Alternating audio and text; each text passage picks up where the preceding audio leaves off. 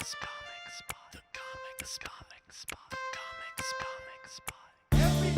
talking at the comic spot.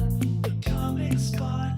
The comic spot. Everybody's talking at the comic spot. The comic spot.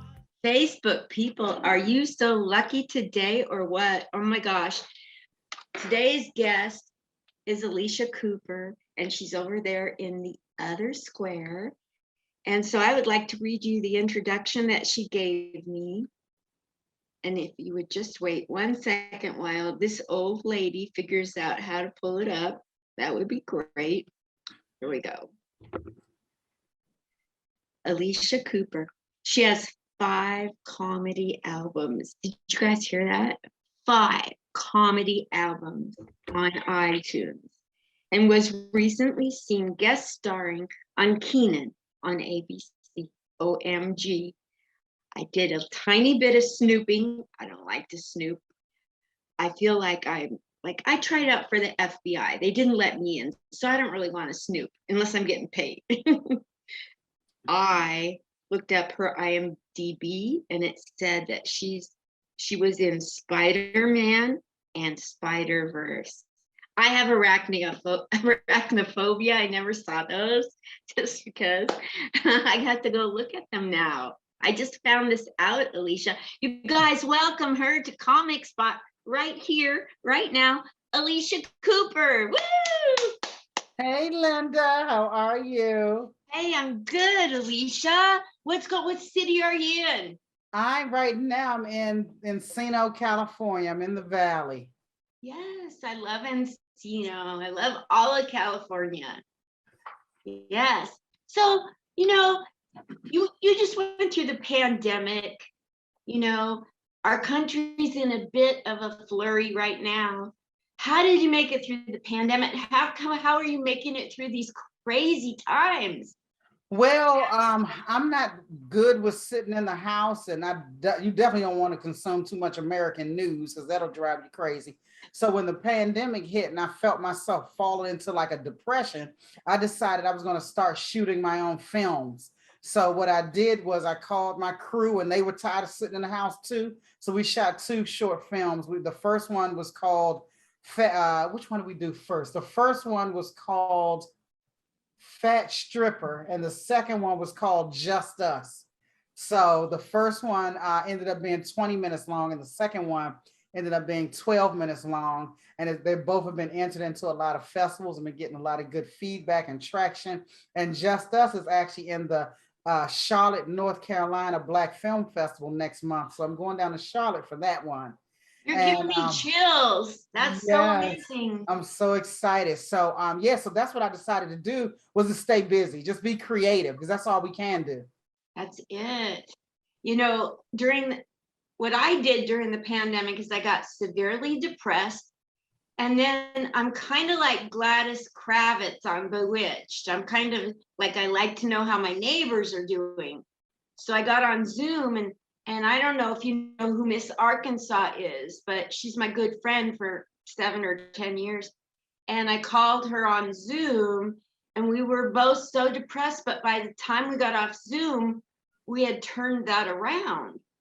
And so then I just started Zooming all the comedians, and they were thanking me for helping them through the pandemic.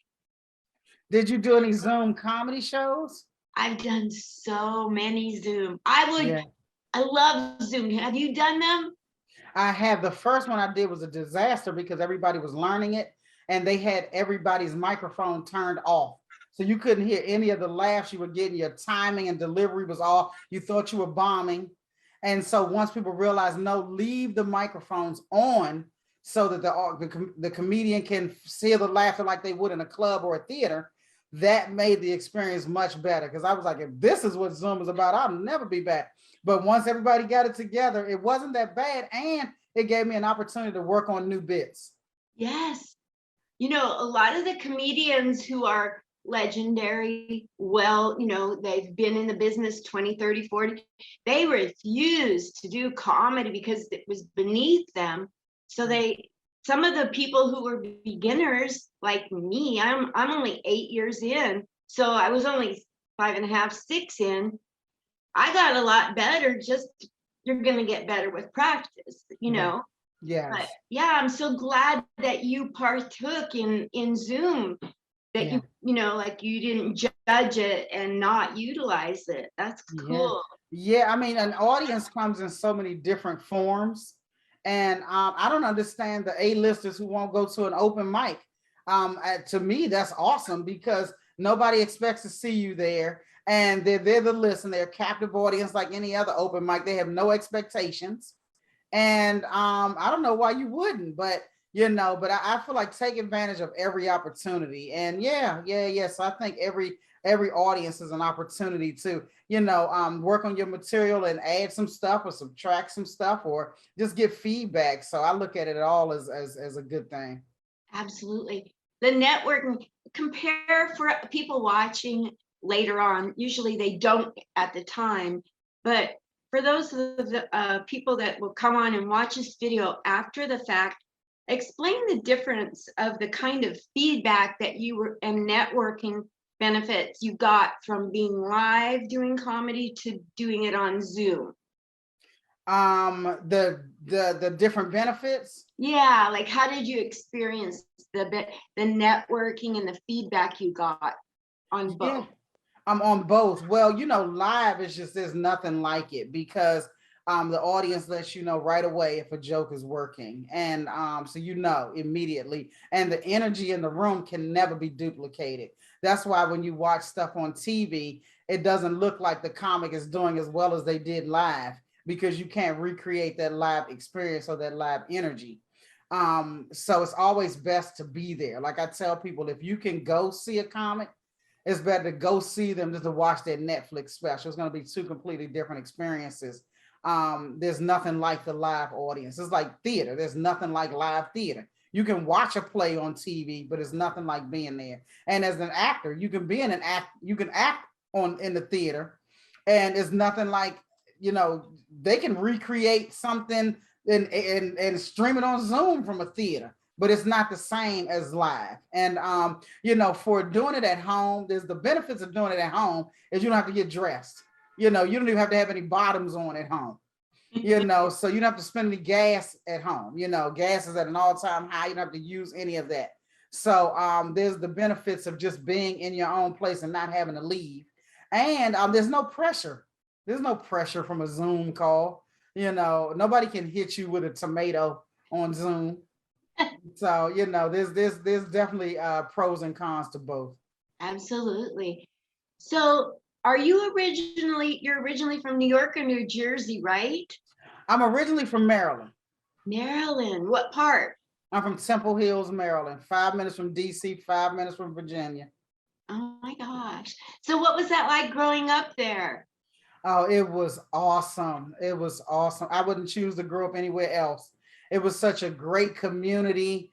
I grew up in the 70s, before all this cell phone and everybody has to be plugged in all day and night, and you had more human interaction. You knew to come in the house when the street lights came on. It was just a wonderful time. It's funny because you can't do anything today that you did when we were growing up. If you ran out of sugar, you can go to the next door neighbor's house and knock on the door and ask for some sugar. If you were out of eggs, you can go to the next door neighbor's house and ask. Kid, I remember being in elementary school. Do you have an egg? Try to go to somebody's house now asking for an egg. You can get two between the eyes. And so it was just such a better community. It's such a better time. And growing up in Maryland in a progressive town, my parents are both from Washington, D.C., a very progressive place to be an African-American. My mother graduated from Howard University, the same school that our Vice President Kamala Harris attended. And it was just wonderful. It was wonderful. And when you're a person of color, and you grow up, a lot of my teachers were African-American. So it was just a good place to be socialized. And I wouldn't choose to have grown up anywhere else. That's super. I want to know, I have to know, what was little Alycia like? How many brothers and sisters? What were you like in school? Take me on that trip back in time. Well, I grew up an only child, and my mother was the oldest of 9. My dad's in the middle of 6. And it was interesting being an only child in the 70s because I was the only one, like the only one. So I loved playing with my peers because when you're an only child, everybody around you is an adult.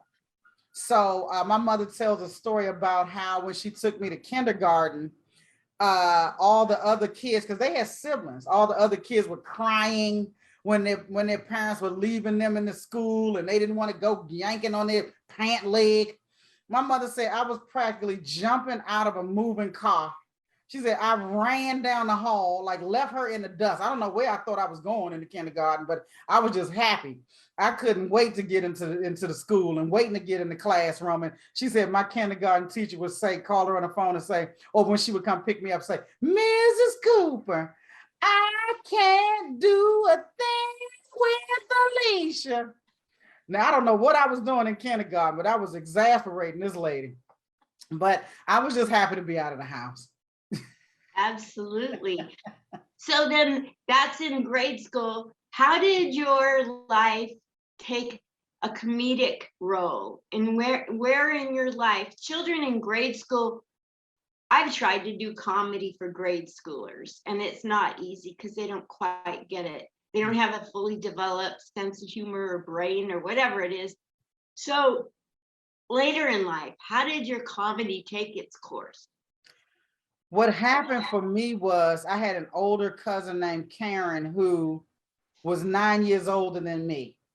And she and her mother always butted heads. They just didn't, they were like oil and water. Like her mother was a neat freak. Like you could eat off her mother's floor. Any day of the week, if you went over there, her mother's bed was made.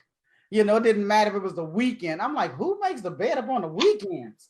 You know, my cousin did not, she was the exact opposite. She was like Oscar Madison of The Odd Couple. So the two of them just, they had no similarities. They didn't get along. And my cousin Karen started smoking probably like around 15, 16. She ended up getting put out of the house. And my mother was the type of person that took in all family members. So Karen came to live with us. So now she's 16 and I'm 7. So I'm doing everything that she's doing. I'm going everywhere she goes. I'm listening to everything she listens to. And she was like a big kid, so she didn't even mind me tagging along. And I was a troublemaker. So I would start fights and my Karen would have to fight like 3 people for me. So so now she's listening to all of the comics, you know, Judy Tenuta, Rita Rudner, Gallagher, what's his name that died? Robin Williams, Marsha Warfield, Franklin Ajayi, just the list goes on and on. Paul Mooney, Richard Pryor, and she had the album, the Millie Jackson album. Now, you know, no kid, she probably about 18 at this time, and I'm 9. And we're sneaking in the basement listening to Millie Jackson.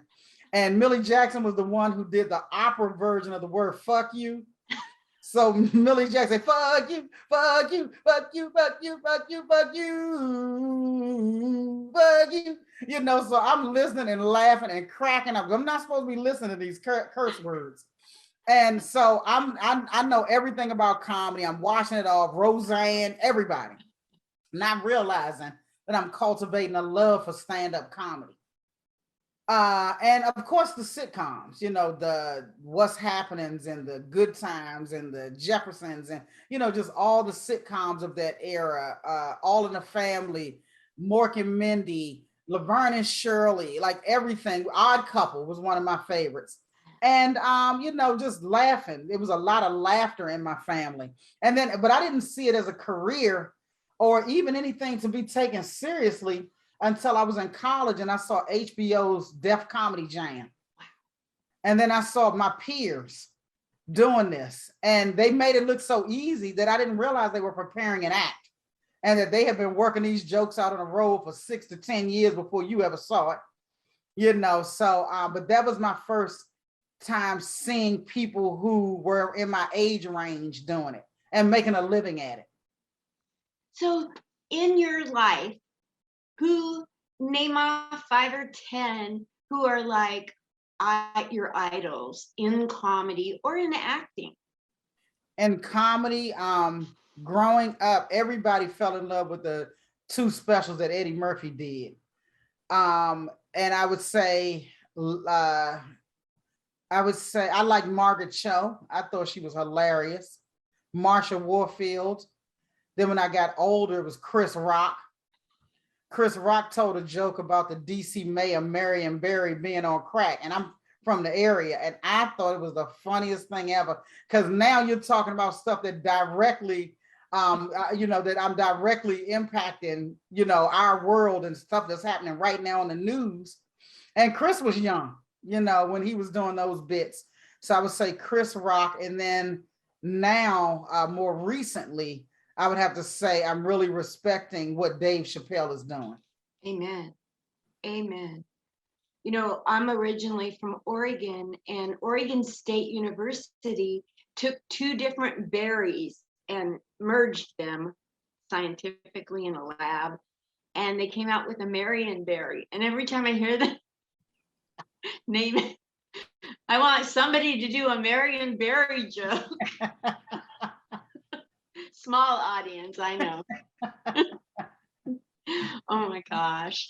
So that's you through school and into comedy. And so do you get, I don't want you to give away your age, but how many years have you been grinding at comedy and acting? I started seriously doing comedy because I was start and stop because I didn't know what I was doing. But I started seriously doing comedy and actually trying to work at this craft in October of 2000. So this October will be 22 years. And as an actress, while my mother was finishing her BS degree at Howard University, she put me in Howard University's Children's Theater. So I started doing theater and traveling to New York by bus, doing children's theaters at the age of 5. What? So, and then she put me in improv at the Kennedy Center. And so I've always had some sort of creativity going. And then when I was in college, I went to the University of Maryland College Park. I played Eveline in The Wiz. So that was fun doing musical theater. That was a lot of fun. And the guy who directed it for us, his name was Mike Malone. They commissioned him to come over from Howard University. And he was Debbie Allen and Felicia Rashad's mentor. Wow. And he was the top of his game. So, but still, I wasn't serious in that either. What I wanted to do was I wanted to create sitcoms. And I didn't know what that entailed. I fell in love with the Golden Girls, the Cosby Show, A Different World, and then Living Single. And then I wanted to create sitcoms, and I wanted to sit in a writer's room and be funny. Yeah. And I had no idea what that entailed. Have you done that yet? You know what? I've been in a writer's room on a show called The Parkers. I was a writer's trainee for 26 weeks. And I said, this is what I'm supposed to be doing. Unfortunately, I wasn't able to stay on and become a staff writer, which is the entry-level job, because there were people in line ahead of me. And then shortly after that, The Parkers was canceled. So I still haven't had that shot of being in a writer's room. But now my current dream is directing a sitcom, and I'm closer now than ever before to getting that dream fulfilled. That's so great. Oh my gosh.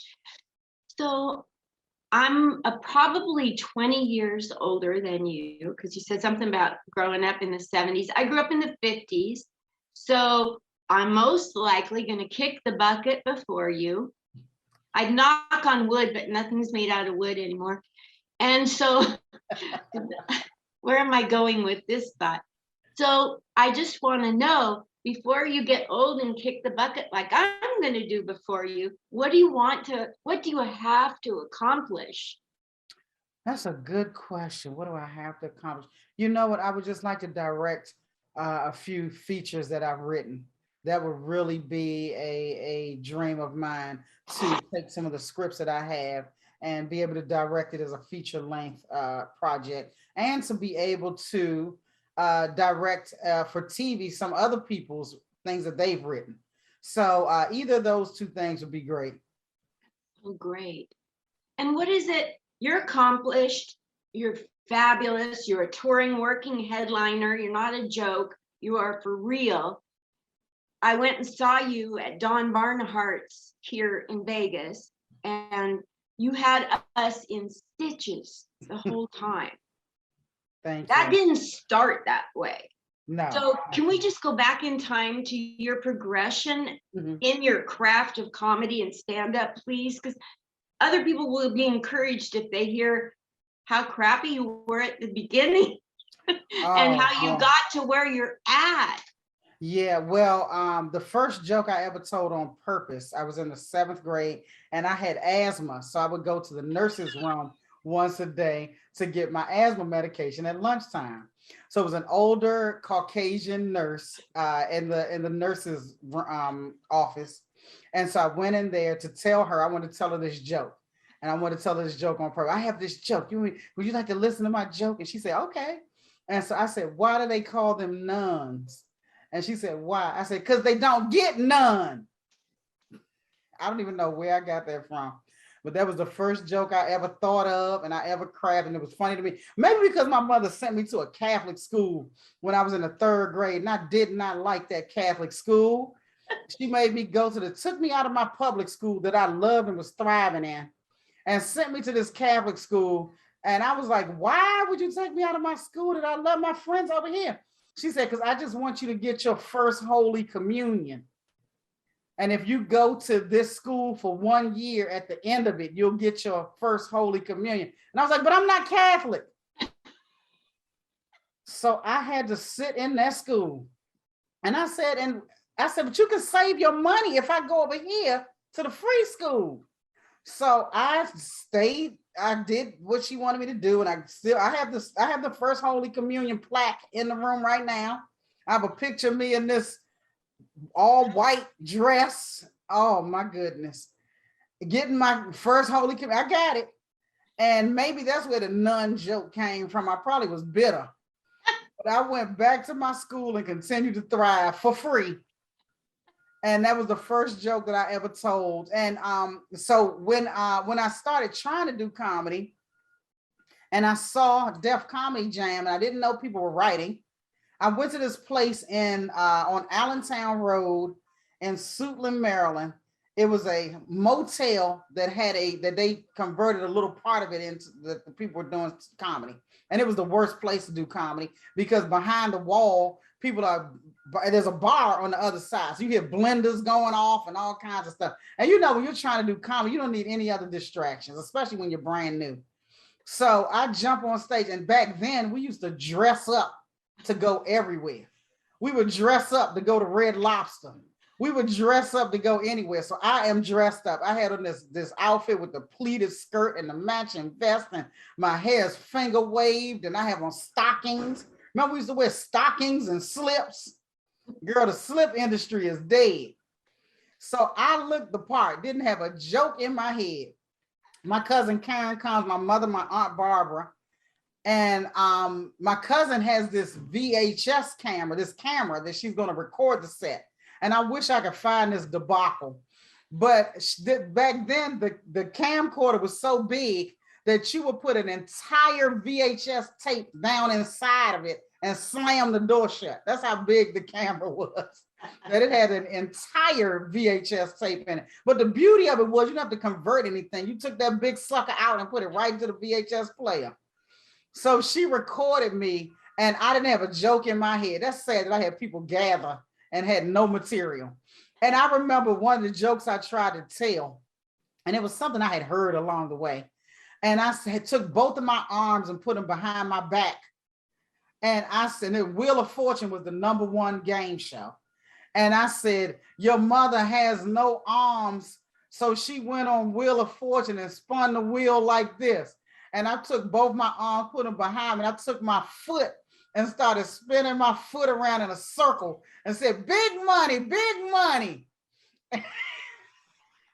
And the audience just looked at me like I had 3 heads. They didn't boo. They just looked like, what in the world am I witnessing? I had no jokes. I had no material. It was awful. And we actually had a nerve to record it. So that was the early days. The early days were horrible because I didn't know anybody was right. Nobody told me. I had no friends who did this. I had no family members who did this. All I saw was a few strangers on TV that did this. Nobody explained it to me. I didn't ask any questions either.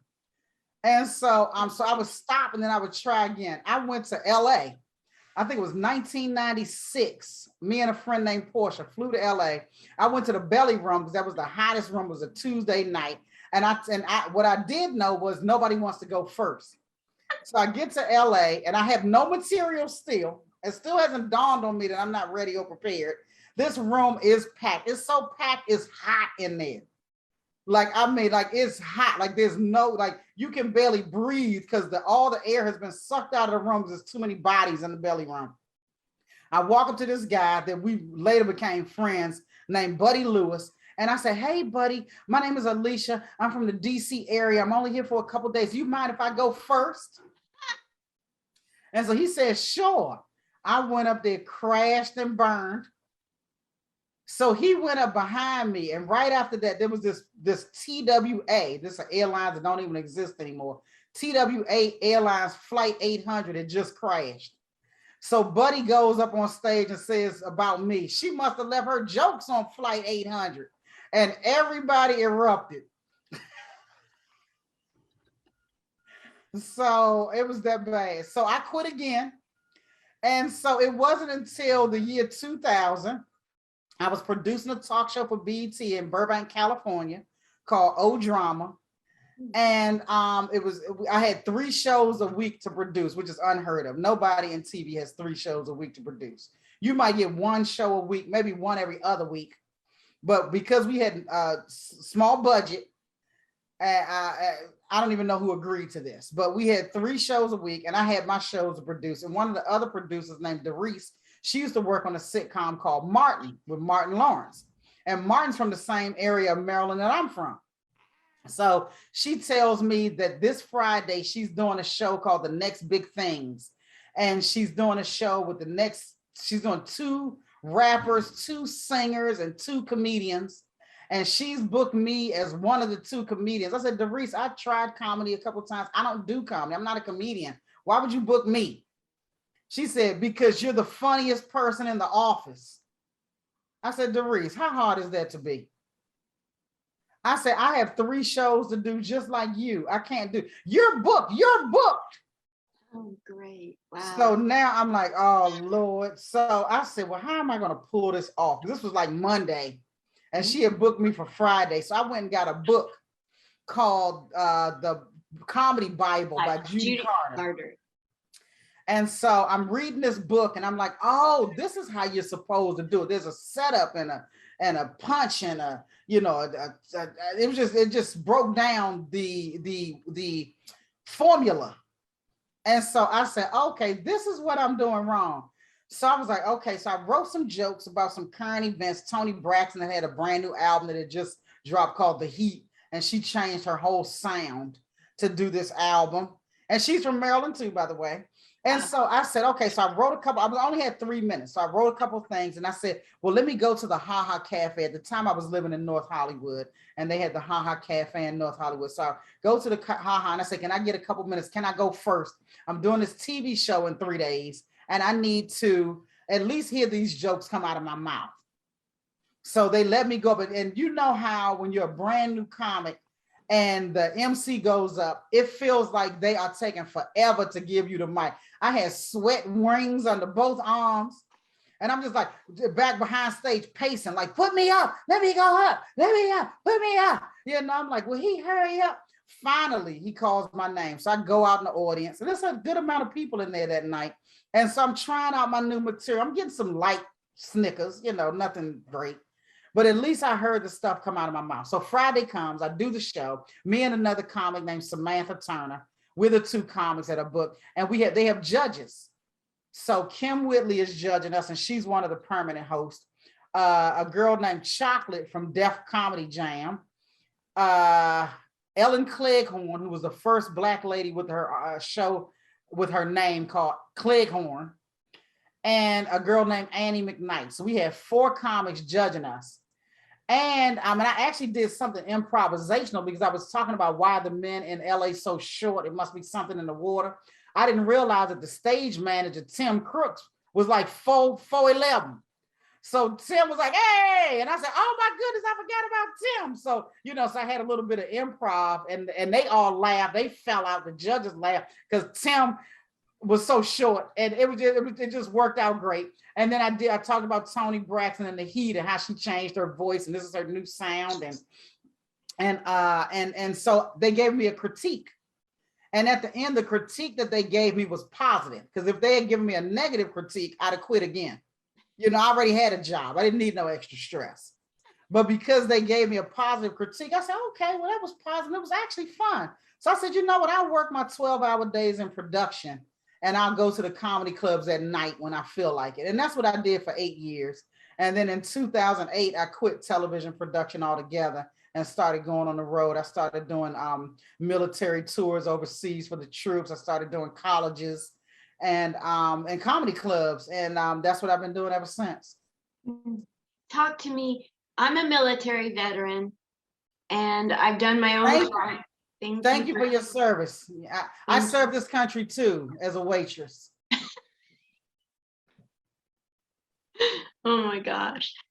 Yeah, I was, while the men were in the bushes of Vietnam, I was over in Germany kind of yodeling in the Alps. That's all I did, mostly, Which branch?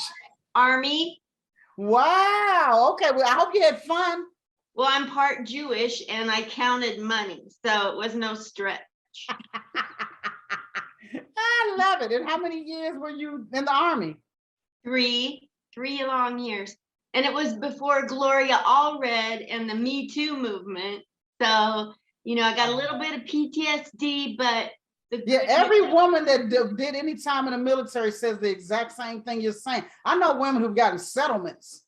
Yes. And they said the exact same thing you're saying. When you do 3 years, you don't get a pension? Do you get any kind of thing for your 3 years? I get 100% service connected for PTSD from the military sexual traumas I got from the men, which I call friendly fire. Well, at least you got something, Linda. I'm a little crazy, but whatever. Hey, on a good day, I'm okay. Okay. You don't want to heckle me. Oh my gosh. Yeah. So you went and did military tours, and that's on my bucket list to do before I croak. I have to get up in front of a real USO or AFE tour once in my life. I have to. Because I grew up watching Bob Hope, Yes. and all the dumb chicks that would get up there and have no act, just TNA. Hey, I got an act. Let me on, coach. Exactly. Well, that's what Don Barnhart does. Yes. Yeah, so it'll happen for you. That'd be so awesome. Oh my gosh. So talk to us about the privilege, the experience of being able to make military people laugh where they're serving our country, right there where they're serving. Oh, it absolutely was a privilege. It opened my eyes to so much. And every time you go and you talk to the servicemen over there and they tell you about the country that you're in. And I've learned so much about the different countries that I've gone to. I mean, astronomical things that they've told me. And even the things that I've seen. We went to Saudi Arabia, and it was 3 women and a guy named Vargas. And we went, and that was the week that 2 women were jumping in a car and driving and breaking the law. So we were there that week in Saudi Arabia. It was like 120 degrees. And they made the newspaper. They had their hijabs blowing in the wind, because they were gone. I called them the Saudi Arabian Thelma and Louise. They were out. And so just the experiences and how beautiful it is in the Middle East. I mean, it's because, those countries, you don't drop any trash, anything, your whole hand will get cut off. So it's just gorgeous over there. And I learned back then, and this was like maybe 2012. I learned back then that every time a woman gives birth over there, they get a check for $65,000. So their government puts their money where their mouth is when they say pro-life. They don't just talk the talk, they walk the walk. Every child you get a check. So They have fertility clinics. they don't. I don't think they need it. They all doing very well. I think that's the religion that has the most people. You know, the Muslim religion. Yeah, they're not there. And it might be because of them checks. I don't know. But yeah, you have a baby in America, you get nothing but a headache. So yeah, no, so I learned so much about the government and the people, and just seeing how beautiful it is over there. And you know, it was a whole different world, you know, and how the women are wearing black outfits and the men are wearing white outfits. And I'm like, no, the women should have the white. The black outfits are too hot. Exactly. You know, so yeah, and then I found out, I was like, well, why do some women get to have like their whole face out and some women just have the slits across the eyes? And they say it depends on how strict the husband is. We couldn't hand over our own boarding passes or anything in the airport. A man had to hand it over for us. And I said, that's because they're making sure women don't escape or something. Why do you need a man to hand your stuff over? We grown around here. So I learned so much. So when you were entertaining the troops, did you get an opportunity for soldiers to come up and talk to you? And what are some of the things you were told that you'll never forget? Yeah, after every show, you got a chance to speak to the soldiers. Sometimes we would go to certain rooms and, you know, we would meet some of the generals and the higher ups, and they would all thank us immensely. You know, they would comment on our act. If we had a joke that they liked, they would repeat the joke. And, you know, we'd take pictures with them. I got pictures with soldiers sitting on my lap, you know, so we just had so much fun. They were just grateful. They were grateful, and they were so happy that we would come that far to entertain them, because those were long flights. And yeah, just the conversations, you know, that you have with them, and you know, you eat in the mess halls that they eat in, and you know, it was a very, very interesting. Sometimes you would stay in a tent, sometimes you be in a what do you call it, like a trailer, you know, sometimes you be in a hotel. So it just depended. But it was a great experience, and they were lovely to us. That's fabulous. I saw that the newscaster lady from ABC Raditz, I can't remember her first name, Gloria or something. This last week, she got on a submarine for 24 hours. So she was down beneath the ocean in a submarine for 24 hours. And she said she was so glad to get out, you know, her whole 24 hours. I had to laugh. only a elderly Jewish lady in charge that would say that. Oh, I served for 24 hours. Crazy. So what are some things you have coming up that you want people to know about? Well, tonight I'm going to be at Flappers for 2 shows, Flappers in Burbank, 8 o'clock and 10 o'clock. Tomorrow night, I'm in the main room of the Comedy Store, 7:15 p.m. So if you're in the LA area, come on out. And as you guys know, it's Memorial Day weekend. So Sunday and Monday, I'm going to relax. Absolutely. Flappers. I love that club. And I've never walked into the Comedy Store. I have to do that one of these days. Yes, yes. And if anybody's in the Charlotte, North Carolina area, I'll be there the end of June. Go to the website, charlotteblackfilmfestival.com. And there's a lot of great films if you'd like to come out and see some of those. Fabulous. All righty. Well, where on the internet do you want people to help your numbers grow? If they type in Alycia Cooper fan page, and that's spelled ALYCIACOOPER fan page, and just click like on that. And Alycia Cooper 2, ALYCIA Cooper 2 on Instagram, and Alycia Cooper 3 on TikTok.